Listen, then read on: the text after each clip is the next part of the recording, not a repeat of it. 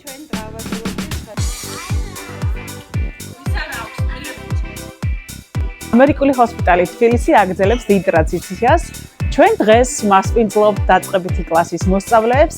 სახალისო დღე გქონდა, დავიწყეთ პრეზენტაციებით, გავაკეთეთ სურათებით ინტერაქცია თუ როგორ უნდა გაიხეხონ კბილები, როგორია რაციონალური ჯანსაღი კვება, რომელია არარაციონალური კვება, როგორ უნდა დავიბანოთ ხელები. გქონდა ძალიან სახალისო საკონკურსო თამაშები, აღნიშნეთ გამარჯვებულები. ვეტყვი რომ ყველაზე კაი ადგილია საექიმო ადგილი და მომეწონა და ყიარული. ძალიან კარგი კლინიკაა და შეადგინული. აღნიშნული და მიღებული ცოდნა დაეხმარებათ მათ მომავალში სწორი, რაციონალური, ჯანსაღი ცხოვრების წესის ფორმირებაში. გელოდებით!